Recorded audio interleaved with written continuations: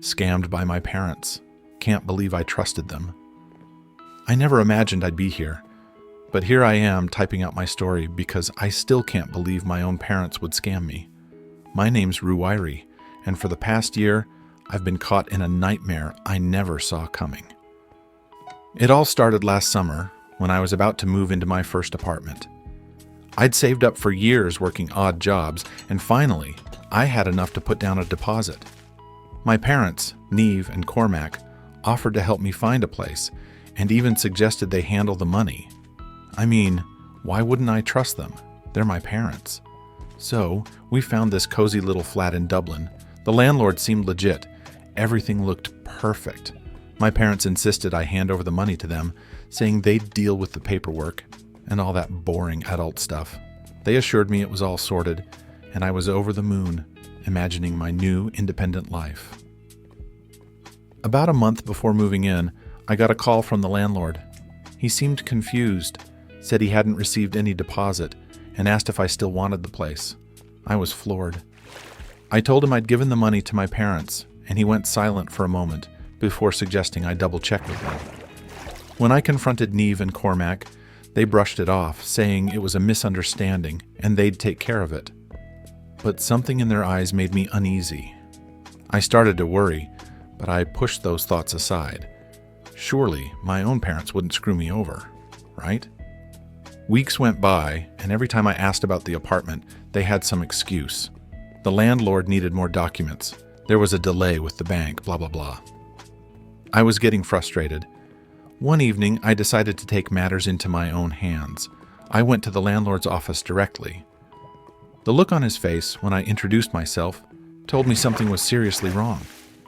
He said he'd never received any money or documents from my parents. My heart sank. I went straight home and demanded answers. My parents, usually so composed, started to look nervous. Niamh tried to calm me down, but I wasn't having it. Cormac finally admitted they'd used the money for emergencies, but promised they'd pay it back soon. I couldn't believe my ears. They had used my hard-earned savings for God knows what, and didn't even have the decency to tell me. I felt like a fool. How could I have been so naive? That night I couldn't sleep. My mind was racing, thinking about all the sacrifices I'd made, all the hours I'd worked, only to be swindled by my own flesh and blood. The next morning I decided to confront them properly. I needed answers. "What the hell did you do with my money?" I demanded, barely holding back my anger. Niamh looked at me with tears in her eyes. "We're sorry, Ruairí. We were in a tight spot. Your dad's business is failing, and we needed to pay off some debts." I was furious. "And you thought stealing from me was the solution? How could you?" Cormac tried to explain, but I was too livid to listen. "We thought we could pay you back before you found out," he said, looking genuinely ashamed. "Found out? You planned to hide this from me? I trusted you." I was shaking with rage. "I don't care what your excuses are. You've lost my trust. I'm done." I stormed out, slamming the door behind me. I needed air, space, anything to clear my head. I felt betrayed and utterly alone. How do you recover from something like this? Over the next few weeks, I'd avoided them as much as possible. I crashed at my friend Owen's place while I figured out my next steps. I knew I couldn't just let this go. They had to face the consequences. Owen suggested I take legal action, but the thought of suing my own parents made me sick. Still, I needed my money back. I contacted a lawyer, explained the situation, and he agreed to help. When my parents received the legal notice, they were devastated. They called me repeatedly, begging me to drop the case, promising to pay me back. But I'd heard enough of their promises. I wanted concrete action. The court process was grueling. Niamh and Cormac tried to make amends, but I couldn't trust them anymore. The judge ruled in my favor, ordering them to repay the full amount plus damages. It was a small victory, but it felt hollow. I'd won the battle, but I'd lost my family. It's been 6 months since the court ruling, and while they're slowly paying me back, the relationship is in shambles. I've tried to focus on rebuilding my life, but there are days when the anger and betrayal still hit me, Lowells, like a truck. After the court's decision, I packed up what little trust I had left and moved into a tiny apartment on the outskirts of Dublin. It's not much, but it's mine. The first night there, I sat on the floor of my bare living room, surrounded by boxes, and just cried. The reality of what had happened finally caught up with me. My own parents had scammed me out of my hard-earned money. The people who were supposed to protect me had turned out to be the ones I needed protection from. The first few weeks in my new place were tough. I couldn't shake the feeling of betrayal. I kept replaying every conversation, every promise, every lie. It made me sick to my stomach.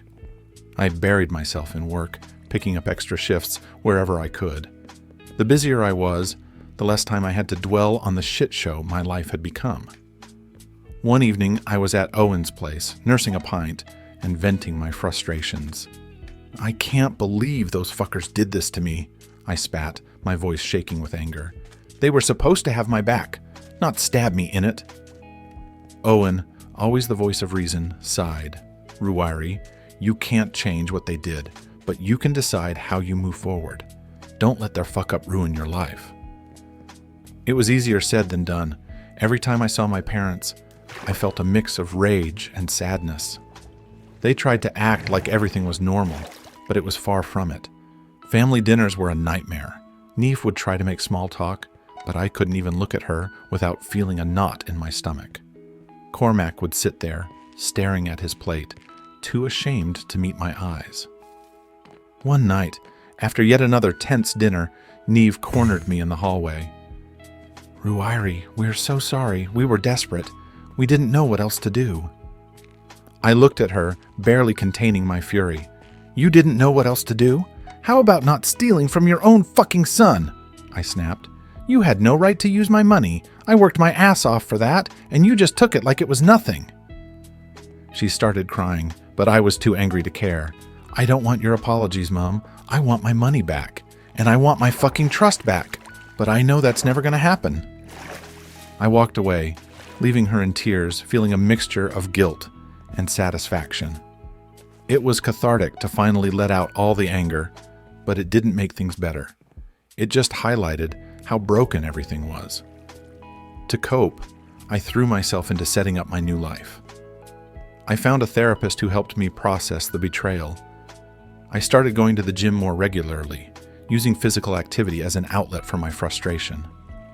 Slowly, I began to feel like myself again, but there was always that underlying sadness, a reminder of what I'd lost. I reconnected with old friends, people I'd lost touch with during the chaos. We'd go out for drinks, laugh about old times, and for a few hours, I could forget about the shitstorm that was my family life. But eventually, I'd have to go home and face the reality again. One day, I received a letter from my parents. It was a long, heartfelt apology, explaining their side of the story in more detail. They talked about the mounting debts, the desperation, and the bad decisions that led to them taking my money. They begged for forgiveness, saying they were working hard to pay me back and make things right. I read the letter multiple times, trying to muster some sympathy, but it was hard. The damage was done. They had broken something that couldn't be easily fixed, but I kept the letter. Maybe someday I'd be able to forgive them, but not now, not yet. In the meantime, I focused on my life, my future. I started a savings account, determined to rebuild what was stolen from me. It was slow, but I was making progress. I even started dating again, though trust was a major hurdle. How could I trust anyone when the people who raised me had betrayed me so completely? To anyone reading this, take this as a cautionary tale. Trust is fragile, and even those closest to you can let you down in the worst ways. Protect yourself, protect your finances, and never let anyone, no matter who they are, have complete control over your life. I'm still picking up the pieces, but I'm stronger now, wiser, and I'll never let anyone fuck me over like that again.